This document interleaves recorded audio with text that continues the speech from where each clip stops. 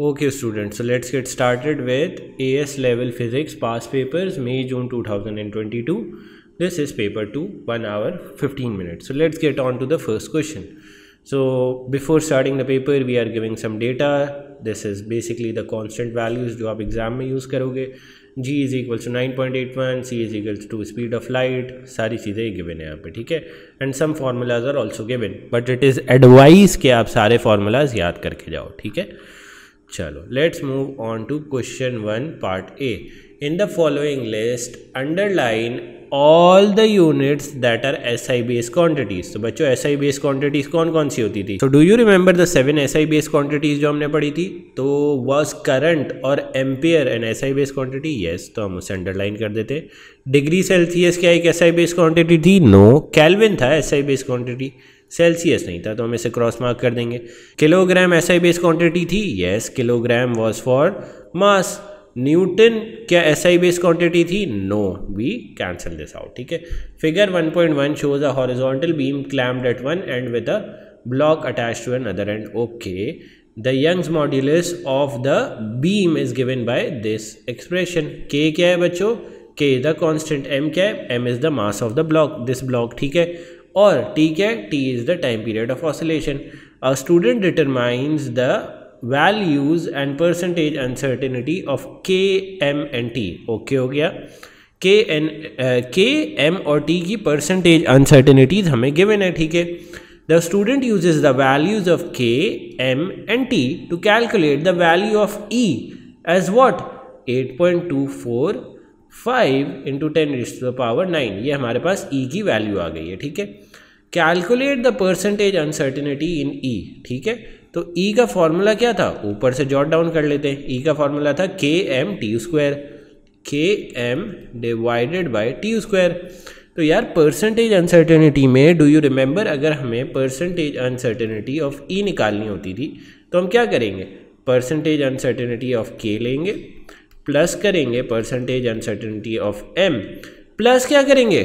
2 times the percentage uncertainty of T, 2 times the percentage uncertainty of T. Why? क्योंकि यहाँ पे T के साथ स्क्वायर लगा हुआ है. तो K की परसेंटेज अनसर्टेनिटी क्या है बच्चों? 2.1. M की क्या है? 0.6. और 2 इंटू T की परसेंटेज अनसर्टेनिटी क्या है? 1.5.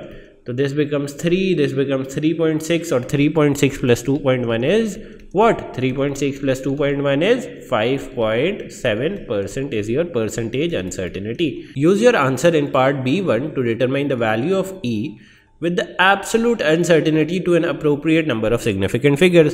तो यार E की वैल्यू क्या थी हमारे पास?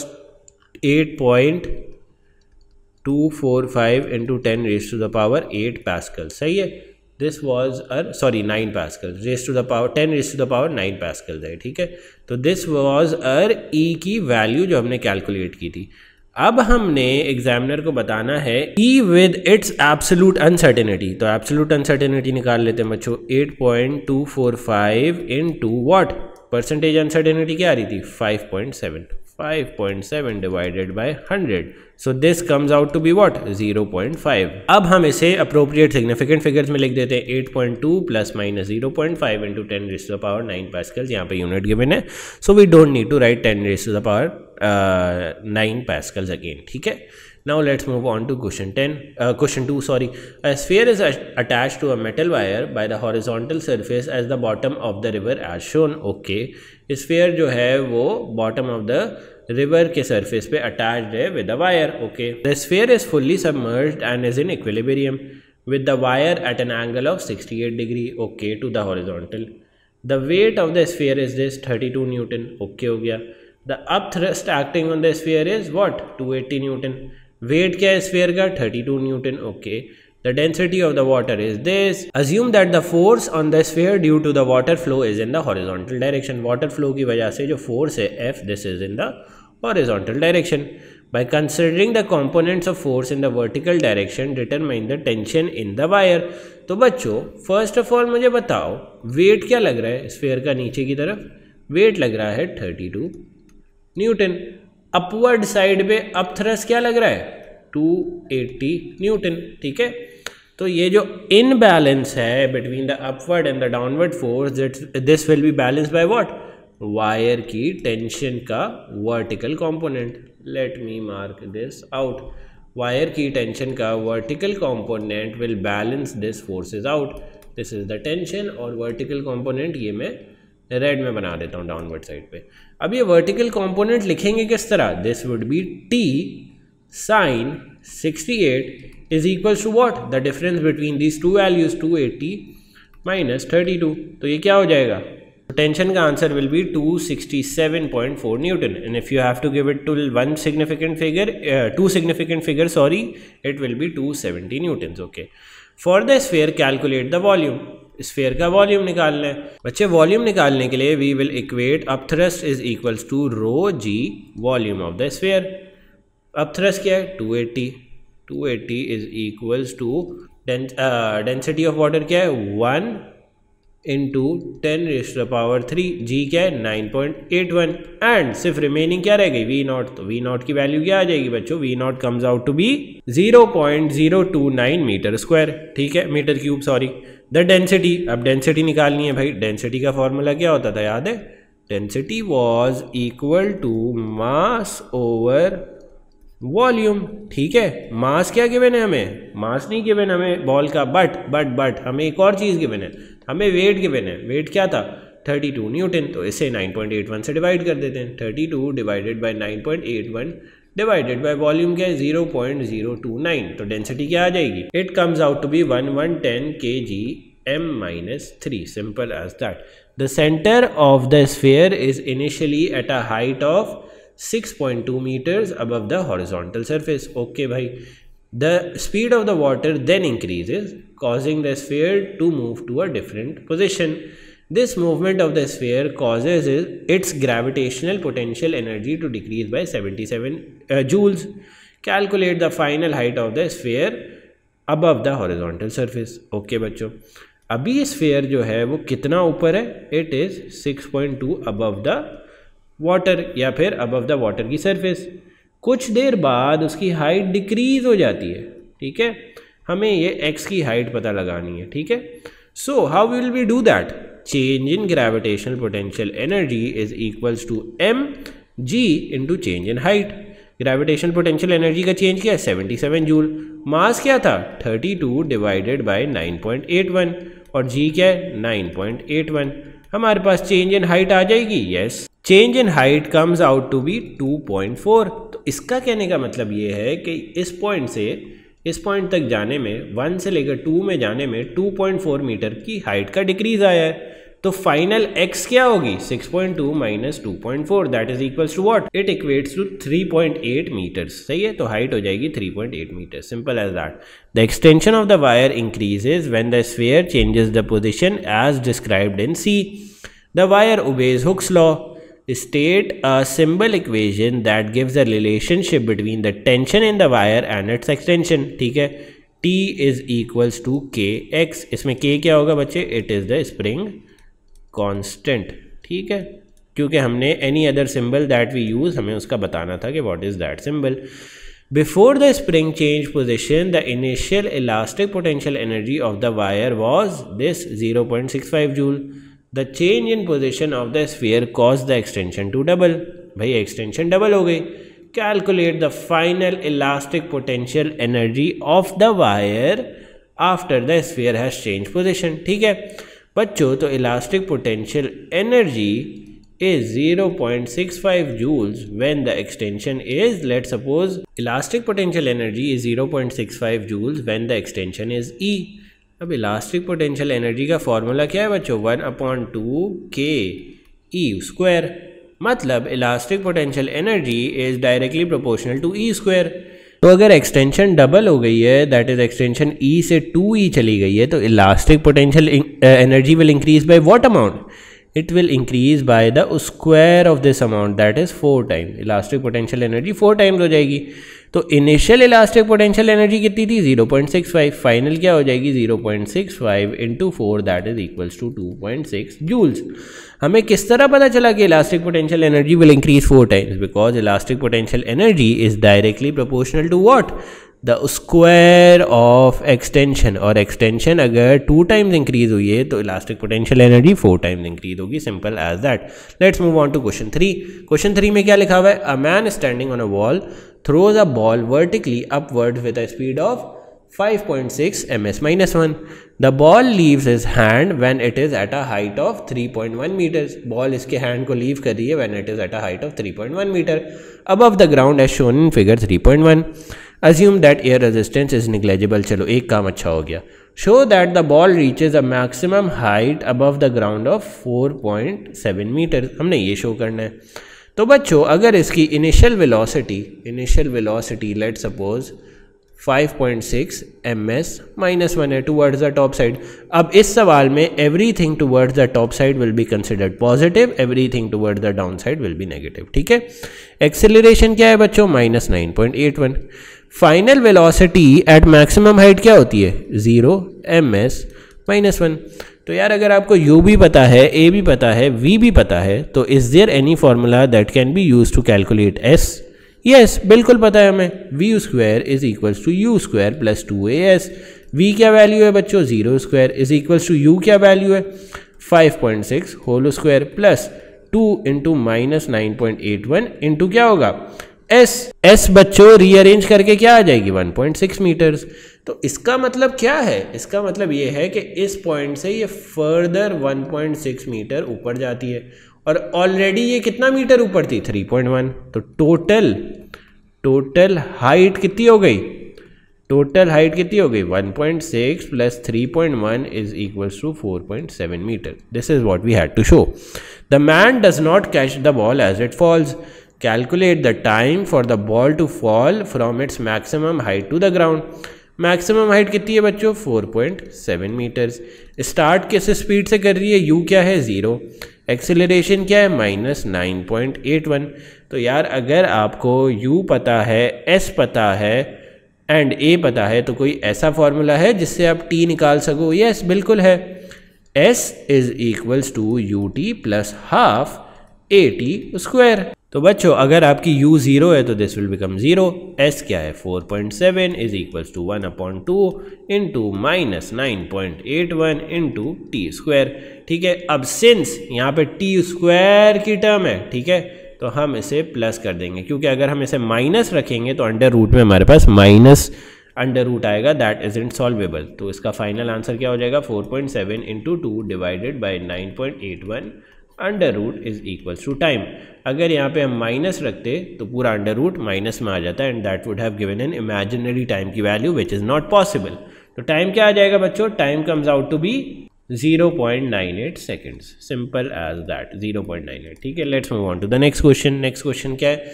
The ball leaves the man's hand at time t is equals to 0 and hit the ground at time t is equals to t. Okay. On figure 3.2, sketch a graph to show the variation of the velocity v of the ball with the time from t is equals to 0 to t is equals to capital T. Okay हमने graph बनाना है velocity time का for the entire journey. Numerical values of v and t are not required. Assume that v is positive in the upward direction, जो कि हमने consider की है, ठीक है। तो इनिशियली v के साथ क्या होता है? Initially v reaches a value of, let's say हमने निकाली थी यहाँ पे, where was it, v reaches नहीं निकाली थी, ठीक है, हाँ, बल्कि वी स्टार्ट कितनी वेलोसिटी से कर रही है? 5.6, सही है। तो इनिशियली 5.6 को हम यहाँ पे कहीं एक बॉक्स की जगह दे देते हैं, ठीक है। लेट्स से यहाँ से स्टार्ट कर रही है, सही है। This is the starting value of 5.6 की वेलोसिटी, ठीक है। अभी मैं मार्क भी कर देता हूँ, और जैसे जैसे हम नीचे जाते जाएंगे क्या होगा? 5.6 से ज़्यादा वेलोसिटी इंक्रीज़ कर जाएगी, क्योंकि डिस्टेंस जो है वो ज़्यादा ट्रैवल किया है इसने downward compare to the upward.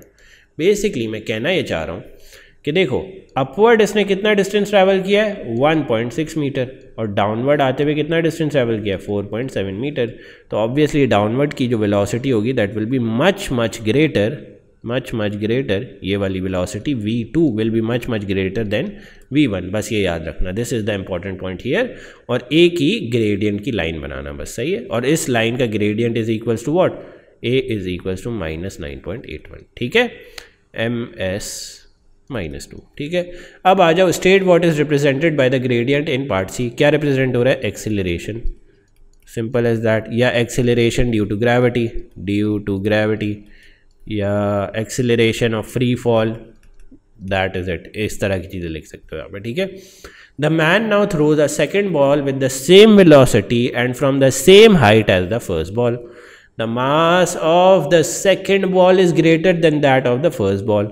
Assume that air resistance is still negligible.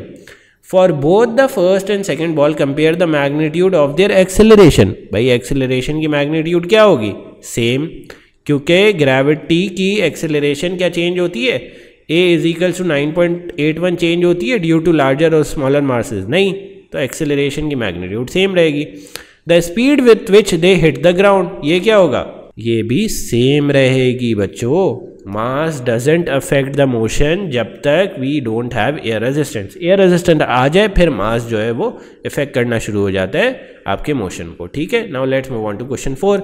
State the principle of conservation of momentum. ये हमने बहुत दफ़ा पढ़ चुके हैं। क्या होता है? Sum of anti clockwise moments is equals to what? Is equals to sum of clockwise moments. Simple तरीन आंसर, ठीक है। अच्छा, two balls X and Y move along horizontal frictionless surface as shown from above in figure 4.1। Okay, दो balls हैं जो कि x की direction में एक मूव कर रही है, एक वाई की डायरेक्शन में मूव कर रही है at an angle of theta. Theta दोनों की वेलोसिटीज क्या है? एक की 4.8 है, एक की 4 है। एक्स का मास है 3 kg, वाई का मास है 2.5 kg। After the collision both the balls stick together. तो टोटल मास क्या हो जाएगा after the collision? Total mass after the collision will be equal to 5.5 kg and the travel with a speed of what? 3.7 ms-1। Okay, let's move on to the question जो हमारे पास लिखा हुआ है। By considering the components of moments about the line A B calculate theta. ठीक है बच्चों, question में क्या लिखा हुआ है कि हाँ moments low along the line AB to calculate theta. ठीक है, तो किस तरह निकालेंगे थीटा भाई? फर्स्ट ऑफ ऑल तो मुझे ये बताओ बच्चों, if this is velocity in this direction, तो इसके दो वेक्टर्स क्या हो जाएंगे? एक तो ये आ जाएगा डाउनवर्ड, एक ये आ जाएगा। और ये वाली वेलोसिटी के क्या वेक्टर्स हो जाएंगे? एक अपवर्ड होगा और एक इस तरह होगा। ठीक है, तो before collision what is the momentum in the horizontal direction? Before the collision दो मोमेंटम है इन द हॉरिजॉन्टल डायरेक्शन। एक एक्स की तरफ say that is 3 kg into velocity क्या है? 4 इंटू कॉस थीटा, प्लस दूसरा मोमेंटम क्या है in the x direction before collision? 2.5 that is the mass of y into the velocity of y that is 4.8 into cos theta। अब इसको किससे equate कर देंगे? इसको इक्वेट कर देंगे momentum of the bodies after collision in the x direction. ठीक है, आफ्टर कोलिजन मोमेंटम क्या हो जाएगा बॉडीज का? फर्स्ट ऑफ ऑल मास क्या है दोनों बॉडीज का? 5.5 और वेलोसिटी क्या है? 3.7। तो बच्चों अगर गौर से अटेंशन दो तो यहाँ पे सिर्फ कौन सा कंपोनेंट मिसिंग है? Cos theta. So you can calculate theta from this equation very easily. Theta की वैल्यू क्या आ रही है? Theta comes out to be 32 degree, simple as that. ठीक है, अब आ जाओ नेक्स्ट सवाल पे। By calculation of kinetic energies state and explain whether the collision of the ball is inelastic और परफेक्टली इलास्टिक। तो बच्चों एक नोट मैंने लिखवाया था, याद है? Whenever after the collision both the particles stick, collision क्या होता है? inelastic। ठीक है, तो हमें हमारी थ्योरी की नॉलेज से तो पता ही है inelastic है, बट अब काइनेटिक एनर्जीज निकाल के भी देख लेते हैं यार। इनिशियल काइनेटिक एनर्जी किन दो कंपोनेंट से बनी हुई होगी? इसको KEI कर देता हूँ। Kinetic energy of x plus kinetic energy of y। Kinetic energy of x क्या होगी? 1/2 इंटू m क्या है? 3 इंटू v क्या है? 4 स्क्वायर, प्लस y की काइनेटिक एनर्जी क्या होगी? 1/2 इंटू m क्या है? 2.5 इंटू v क्या है? 4.8 स्क्वायर। तो इनिशियल काइनेटिक एनर्जी क्या होगी? It comes out to be 53 joules. सही है, तो let me make it smaller और फिर हम फाइनल काइनेटिक एनर्जी निकालते हैं। फाइनल काइनेटिक एनर्जी बच्चों क्या होगी? Kinetic final is equals to 1/2 m t into v square. M t क्या है भाई? 5.5 kg, v क्या है? 3.7 स्क्वायर। तो फाइनल काइनेटिक एनर्जी क्या हो जाएगी? It is equals to 38 joules. तो बिफोर कोलिजन जो काइनेटिक एनर्जी थी that is different from the kinetic energy after the collision, hence it is an inelastic collision. Let me bring this working down so that when you are seeing the recording you have easy walk through of the question, ठीक है। और final statement क्या लिख दोगे, since kinetic energy initial is not equal to kinetic energy final, it is an inelastic collision, simple as that, ठीक है। Collision, inelastic collision, इतना लिख दिया बस, then you are done. Now let's move on to the next question. Next question क्या है, light from a laser is used to produce an interference pattern on a screen as shown in figure 5.1। Okay, light आ रही है from a screen with a wavelength of what, lambda आ गया हमारे पास, A आ गया, this is A, this is lambda, this is D. याद आ रहा है कौन सा फॉर्मूला पूछना चाह रहा है हमसे, ये x is equals to pi D A. इसमें x क्या होता था, fringe separation, x use to be fringe separation, और फ्रिंज सेपरेशन का मतलब क्या होता था, distance between two bright fringes या distance between two dark fringes, ठीक है। अच्छा, the light of wavelength this, okay, यहाँ पे सारी इन्फॉर्मेशन गिवन है in word format. The central bright fringe on the screen is formed eight point ओ, ठीक है, यहाँ पे सेंट्रल ब्राइट फ्रिंज फॉर्म हो रही है। अब इस ब्राइट फ्रिंज से लेकर ओ से लेकर क्यू तक का distance, that is from one bright fringe to another bright fringe, distance क्या होगा, एक्स होगा। और ओ से लेकर पी तक का डिस्टेंस क्या होगा, हाफ एक्स, ठीक है, सिंपल एज दैट। अब हम क्या करेंगे, the light wave from the two slits are coherent, state what is meant by coherent, a constant phase difference, simple as that, constant phase difference between the two waves, this is what is meant by coherent, ठीक है। अच्छा बच्चों, next पे आ जाओ, क्या है, for two light waves superposing at point R calculate the different in their path length. Basically क्या निकालना है, पाथ डिफरेंस निकालना है। तो यार आर देखते हैं क्या है, R is the second bright fringe. बच्चे याद है सेकेंड ब्राइट फ्रिंज कितने लैंडा पे बनती थी, first bright fringe used to be at half lambda, second bright fringe कितने लैंडा पे होती थी, 3/2 लैंडा, ठीक है। तो 3/2 लैंडा पे हमारी सेकेंड ब्राइट फ्रिंज होगी, और हमें क्या पता है लैंडा किसके इक्वल है, lambda is equal to 660 nanometre. तो इसका क्या आंसर आ जाएगा, 990 nanometre. So we will put it down here, ठीक है। देयर फेज डिफरेंस किस तरह निकालेंगे, हमें पता है 1 lambda is equals to 2 pi, ठीक है। 1.5 lambda will be equal to how many pis, कितने पाई के इक्वल होगा, 3 पाई, और हमने यहाँ पे आंसर डिग्रीज में देना है। तो we know that 1 pi is equals to 180 degrees, 3 pi will be equal to how many degrees, 540 degrees, simple as that. तो यहाँ पे 540 आ जाएगा, सही है।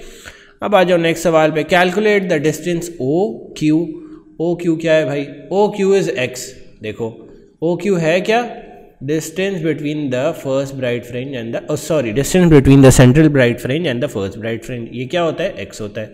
एक्स निकालना है भाई, एक्स इसके इक्वल होता है, X is equals to pi D upon A. X की लैंडा की वैल्यू क्या थी, 660 इंटू 10⁻⁻⁹। डी की वैल्यू क्या थी, डी की वैल्यू वॉज 1.8 मीटर, सही है, 1.8 यहाँ पे रख दिया। ए की वैल्यू क्या थी बच्चों, ए की वैल्यू वॉज 0.4 मिलीमीटर, 0.4 ही है ना, या 0.44, 0.44 इंटू 10⁻3। तो आपके पास x क्या आ गया बच्चों, डिस्टेंस ओ क्यू क्या आ गया, it comes out to be 2.7 into 10⁻3 metre, simple as that. यहाँ पे पुट इन कर दोगे, ठीक है। The intensity of the light incident on the double slit is increase without changing the frequency, okay हो गया। Describe how the appearance of the fringes changes. तो ये बच्चों हमने क्या किया है, हमने डबल स्लिट से पास होती हुई इंटेंसिटी जो है इंक्रीज कर दी है। तो बताओ फ्रिंजेस फॉर्मेशन पे क्या इफेक्ट पड़ेगा। फर्स्ट ऑफ ऑल तो ब्राइट फ्रिंजेस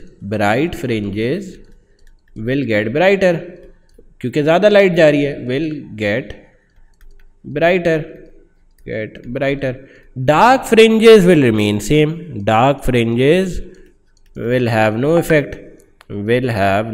इफेक्ट, ठीक हो गया। थर्ड पार्ट क्या होगा इसका, थर्ड पार्ट मुझे बताओ कि x की फॉर्मूला क्या होता है, पाई डी अपॉन ए। यहाँ पे कहीं इंटेंसिटी दिख रही है, नो, सो x या fringe separation would remain same, fringe separation will be same, will be same या कॉन्स्टेंट, एनीथिंग विल वर्क, ठीक है।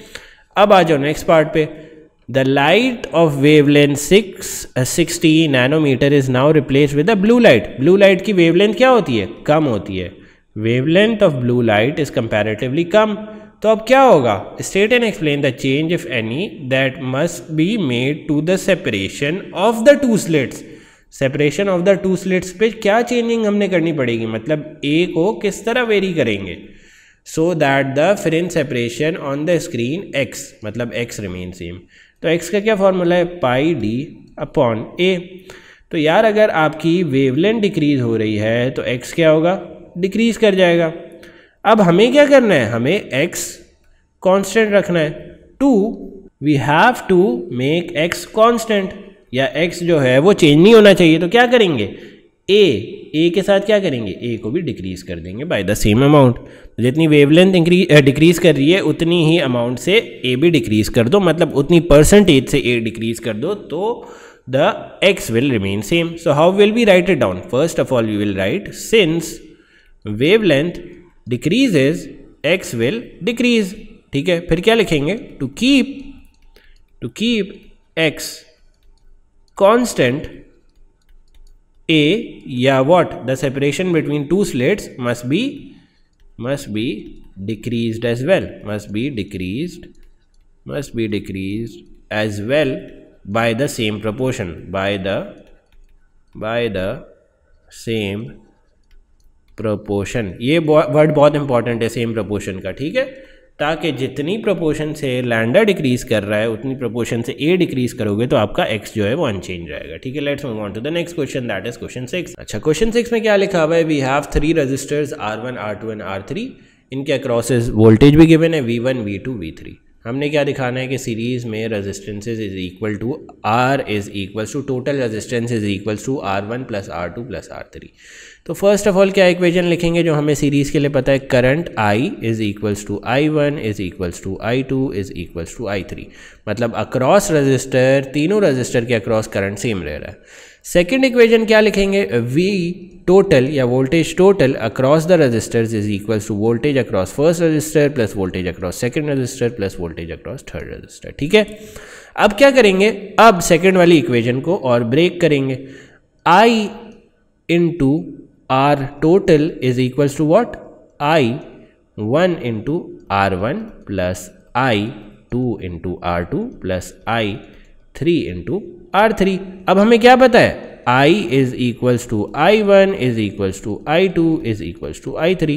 तो ये सारे आईज एक दूसरे से कैंसिल हो जाएंगे। यहाँ पे देखो जो मैं रेड में मार्क कर रहा हूँ I, all these have the same value, तो we will take common of it and cancel it out. ये सारे कैंसिल हो जाएंगे, ठीक है।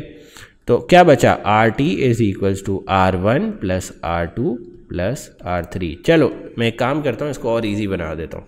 इसको हम काम करते हैं, एक और स्टेप कर लेते हैं, ठीक है। यहाँ पे हमने RT ही रखा, फिर I कॉमन ले लिया, R1 plus R2 plus R3 कर दिया। अब जाके हमने कैंसिल आउट भी कर दिया, ठीक है। Let me write it cleanly so that there are no difficulties, सही है। तो ये I जो है वो I से कैंसिल हो गया, बचा क्या? R total is equals to R1 plus R2 plus R3। Simple as that, this is what we had to show. A battery of EMF 8 volts and negligible internal resistance is connected to a thermistor. Okay भाई, एक battery जो है 8 volts की is connected to a thermistor. Okay, and a switch and 2 fixed resistor. Okay, एक thermistor है, 2 register है और एक स्विच है X, ठीक है। Resistor R1 has a resistance of 6 kilo ohms, resistor 2 has a resistance of 4 kilo ohms. Okay, switch X is open, इसका मतलब स्विच X जो है वो खुला हुआ है। अब हमें बतानी है पोटेंशियल डिफरेंस अक्रॉस R1। तो यार अगर X जो है वो ओपन है तो हमारा सर्किट किस तरह हो जाएगा? The circuit will become something like this, ठीक है।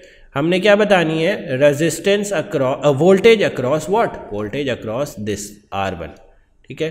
तो R1 की रेजिस्टेंस क्या है बच्चों? 6 kilo ohm, divided by total resistance क्या होती है सीरीज में? 6 plus 4 that is 10, into voltage क्या है? 8, तो this becomes 3, 5, 0.6 into 8 will be your V1 या वोल्टेज अक्रॉस R1। तो ये क्या आंसर आ रहा है? तो वोल्टेज का answer comes out to be 4.8 volts is equals to V1। इसको हम लिख देते हैं यहाँ पे यार, 4.8 volts is equals to V1. Switch X is now closed. The resistance of the thermistor is 12 kilo ohms. Calculate the current in the battery. Okay, बहुत easily हो जाएगा। Simply हमने क्या करना है, अब हमें बोल रहा है कि यार ये जो है वो क्लोज हो गया है और थर्मिस्टर की क्या रेजिस्टेंस है, 12.0 किलो ओम्स। तो फर्स्ट ऑफ ऑल इन दो पैरेलल रेजिस्टर्स की कंबाइंड रेजिस्टेंस निकाल लेते हैं। 1/RT is equals to 1/4 plus 1/12. This equals to what? यहाँ पे हमारे पास RT क्या आ गई, 3 into 10 raised to the power 3 ohms. That is also represented as 3 kilo ohms. यहाँ पे भी मैं 10 raised to the power 3 लिखना भूल गया था, you can write it down, ठीक है। तो अब ये जो टोटल रेजिस्टेंस हो गई है बच्चे इस पूरे पैरेलल वाले सर्किट की, दैट इज़ 3 किलो ओम्स, और सीरीज़ में इसके साथ क्या लगा हुआ है, 6 किलो ओम्स। तो total resistance of the circuit RC कितने इक्वल हो जाएगी, 6 + 3 that is equals to 9 kilo ohms. Total resistance आ गई, वोल्टेज क्या है 8 वोल्ट्स, ठीक है। करंट आ जाएगा V is equals to IR करके V की जगह क्या रखेंगे 8, रेजिस्टेंस की जगह क्या रखेंगे 9 × 10⁻³ बिकॉज किलो ओम्स। तो करंट की क्या वैल्यू आ जाएगी, I will be equal to what, I will be equal to 8.9 × 10⁻⁴ ampere. सही है। तो let's minimize this as well ताकि we can put the working step by step. First of all ये स्टेप है यहाँ पे, ठीक है। You can write the resistance as parallel की combination and then you can plus the resistance of the 2 series, ठीक है। And this is the final resistance that is 9 kilo ohm. Voltage क्या था total 8, we divide it and get the current का answer as 8.9 × 10⁻⁻⁴ ampere. सही है। The switch X in B remains closed. The temperature of the thermistor decreases. Temperature decrease करेगा तो resistance of the thermistor increase करेगी, ठीक है। By reference to the current in the battery, explain the effect if any of the decrease in temperature on the power produced on the battery. तो बच्चे अगर thermistor की resistance 3 kilo ohm से 4 kilo ohms हो जाएगी, ठीक है। Thermistor की रेजिस्टेंस इंक्रीज कर रही है, ठीक है। थर्मिस्टर TH लिख देता हूँ इसके लिए। थर्मिस्टर की रेजिस्टेंस इंक्रीज कर रही है तो ओवरऑल पैरेलल कॉम्बिनेशन की रेजिस्टेंस क्या करेगी, इंक्रीज कर जाएगी। पैरेलल की इंक्रीज करेगी तो ओवरऑल सर्किट की रेजिस्टेंस इंक्रीज कर जाएगी। R टोटल विल इंक्रीज, और R टोटल इंक्रीज होगी तो करंट को क्या होगा, करंट विल डिक्रीज, ठीक है। और पावर का हमने क्या फॉर्मूला पढ़ा है, power is equals to IV। अगर वोल्टेज कांस्टेंट है एंड करंट डिक्रीजेज, ठीक है, तो पावर को क्या होगा, power will decrease as well. सही है। So we write this down in this space here. Thermistor resistance increases, ठीक है। ओवरऑल या total resistance of circuit increases, hence current decreases, causing a decrease in power. Simple as that, ठीक है। Let's move on to the next question. Next question में क्या लिखा है बच्चे, we have a nucleus of cesium 13755 decays by a beta emission to produce a nucleus of an element X and an anti-neutrino. The decay is represented by this. Okay, तो बच्चों beta की emission हो रही है तो ये जो X है उसका प्रोटॉन नंबर क्या हो जाएगा, 1 बढ़ जाएगा तो S क्या हो जाएगा, 56 हो जाएगा, ठीक है। न्यूट्रॉन नंबर जो है वही रहेगा, 137 ही रहेगा, तो Q क्या रह जाएगा, 137। P की जगह क्या आ जाएगा, P की जगह आ जाएगा 0, R की जगह क्या आ जाएगा, R इज -1, ठीक है। State the name of the class और group of particles that produces the beta particles and anti neutrino. कौन से होते थे भाई, लेप्टॉन्स। अभी भी अगर किसी को याद नहीं है ये चीज़ें तो they can view the particle physics का lecture. A particle Y has a quark composition of down quark DDD, where D represents a down quark. A particle Z has a quark composition of UD, where U prime D, where U prime represents an up anti-quark. Show that the charges of particle Y and Z are equal. भाई Z का charge क्या होगा, -1/3e -1/3e -1/3e, because इसके पास 3 क्या है, 3 down कॉर्क्स है, तो total charge of z क्या हो गया, -e। Sorry, this is for y के पास जो है वो क्या है, 3 डाउन कॉर्क्स है। z के पास क्या है भाई, z के पास एक u प्राइम है, that is up anti cork, and एक डाउन कॉर्क है। तो अप एंटी कॉर्क का चार्ज क्या होता है, -2/3e, डाउन कॉर्क का चार्ज क्या होता है, -1/3e, तो टोटल इसका भी चार्ज क्या हो गया, -e। State and explain which particle is a meson and which particle is a baryon. क्या बताओगे, particle z is a meson because it consist of 2 quarks, because it has 2 quarks, because it has 2 quarks. कौन कौन से quarks हैं भाई इसके पास, can you tell me. Anti quark, up anti quark, इसको पूरा लिख देते हैं, up anti cork and down quark, up anti cork and down cork, anti cork and down cork, simple as that, ठीक है। बेरॉन क्या है भाई, बेरॉन पार्टिकल कौन सा होगा, particle Y, because it has 3 quarks, because it has 3 corks, simple as that. If you have any more questions related to this May June 2022 का paper, you can ask me in the comments below.